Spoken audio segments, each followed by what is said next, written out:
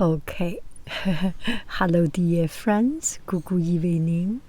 One of the evening in Positano, the food in restaurant is expensive, and we just want to try some local fresh San Marzano tomato and salad.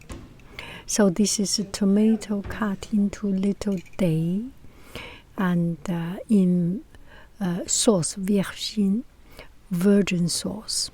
So that is olive oil and eschalot and balsamic vinegar and pepper and a little bit salt. Very clean, very beautiful.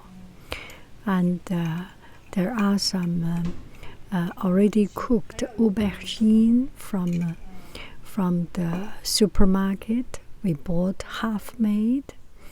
And the chicken, we grilled it. And everything very simple. And this is my children did it. And it's very delicious. Nothing special.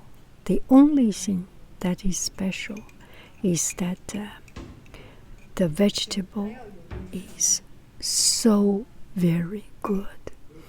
And the material is so very good. You do not need to put anything special.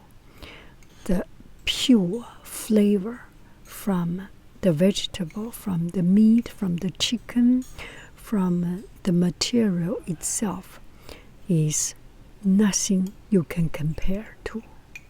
Bon appetito!